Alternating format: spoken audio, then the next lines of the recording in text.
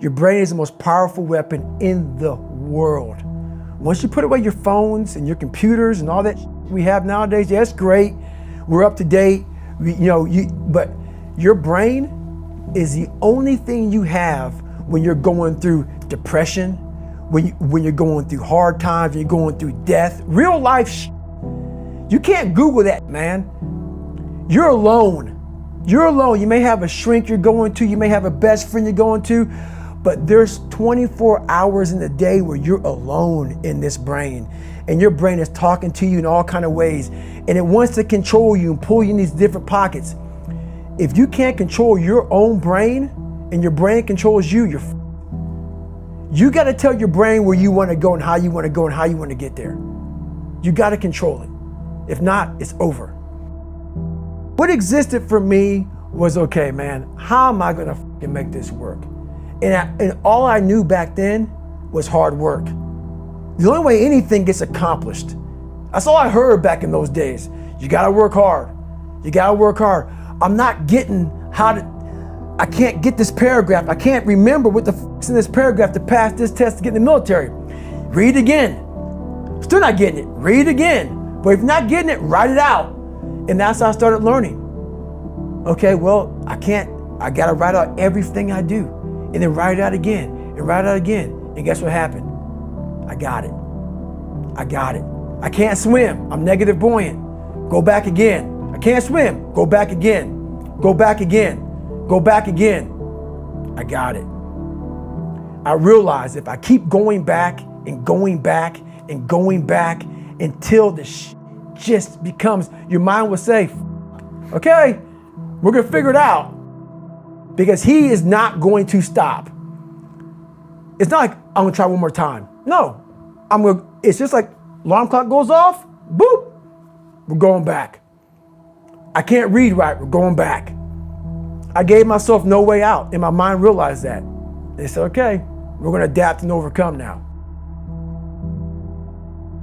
Like a lot of people say, trying hard. Your mind knows, man.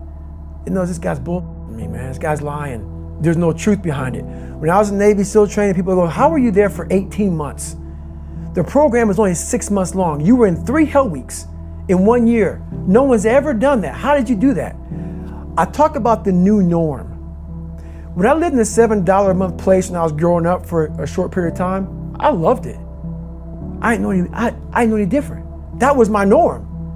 Once we moved out of that place, we moved to a $236 a month place. I was like, I never want to go back to that little piece of shit. But if you go back to that $7 a month place and you realize this is where I live, this is all I got, your mind says, roger that, this is home. So when I was going through Navy SEAL training for 18 months and going back through all the hard parts over and over again, I told myself after the first time, I knew it was gonna be a long journey there. My body was breaking down. It was just how it was going on. I said, you know what? This is my new norm. So my mind said, it's like going to work. Like you go to work, you put your suit and tie on. I go into suffering every day. Every day, suffering, being broken, duct taping my feet up, stress fractures, shin splints, being broken. This is my new norm. And your mind says, if we're not broken, this ain't normal. We gotta be broken. So then your mind starts to get tougher and tougher and more callous. People go, how did you run on broken feet? Broken shins. My mind knew this is how we operate. We're in Navy SEAL training.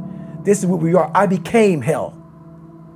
And that became my new norm. I gave myself no way out. There was nothing outside these walls of hell. Nothing. I love God, but for a short period of time, I became the devil because that was hell. I became the boss, the owner, the CEO of Navy SEAL training. That was my mindset. And that's how you get through things. You immerse yourself in wherever it is, and you become that.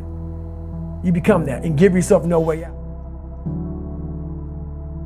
When I was 297 pounds and I was fat as hell trying to be a Navy SEAL, the scariest thing in the world to me, even to this day, was that could have been the rest of my life. I thought then I was trying hard. That's the scariest thing in the world. I thought then 297 pound, working for Ecolab, spraying for cockroaches, making $1,000 a month. I thought that was me at my 100% potential. Come to find out, a few years later, I wasn't anywhere near that. 106 pounds less, graduated Navy SEAL training, went on to do all these other things. Looking back on that, that was me trying hard. That's why people gotta understand, what is in us, we have no idea until we start trying hard. And I mean really trying hard, where you're obsessed with, hey, this is my new norm. My new norm is that, wow, this isn't always fun. It's not always meant to be fun. And that's when you know you're trying hard. People hear my story and think this guy is sadistic. I realized how the brain works. I figured out how the brain works. I'm a scared kid, and that's what gives me so much power. I had no foundation, and I built this off of just researching the mind. The feeling you get is basically invincibility. You realize that you can't do it all the time.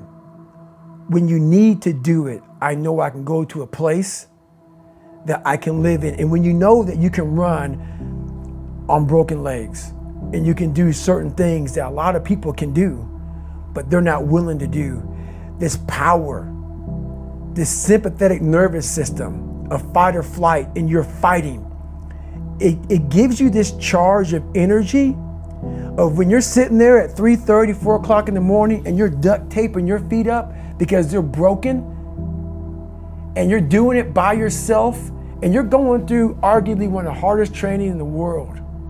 And these guys, most of them are healthy, and you're going through it broken, and you're already at a disadvantage, but you're still there. You can feed into that and tap into that for a lot of power. But if you look at it, well, I'm broken, man. Like, I'm not gonna make it. But if you look at it as, man, I'm broken and I'm still here, and I'm fighting, and I'm gonna find a way to get through this because I have no other place to go.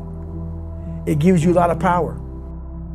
When things start to suck really, really bad, my brain and a lot of people's brain, they don't go to your dad beating you up. Your brain says, we gotta get the out of here. This is miserable. So anger goes away a lot of times when you're suffering, because your brain just says, we gotta run, we gotta go. So that anger is not popping up saying, oh, I wanna show them, I wanna show those people. No, there has to be a much deeper, when I say deeper, it has to be down to mineral soil. It has to be down to that nice mineral soil where nothing can burn. You can't burn dirt. So it has to be down that low, that literally is something in you that's at the core of your soul. But you don't find it unless you spend a lot of time with what you want to be in life. I can't give that to you. Right. You can't give it to somebody. When you find your true passion in life, and my passion for me was like, oh, I want to be, I don't give a Navy SEALs, Army, I don't give a shit. I want to serve my country. I want to be someone that I'm proud of. I want to look at myself in the mirror because I was so disappointed. That accountability mirror I talk about, I was so disappointed in what I saw every day. I wanted everybody to love David Goggins. And a lot of people did. I didn't love myself. But I knew a lot of us want to find peace first.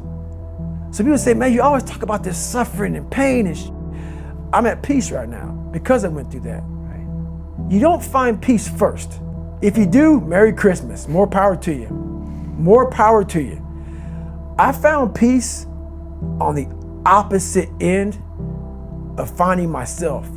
And no one really finds themselves without going through trials, tribulations, suffering, accountability.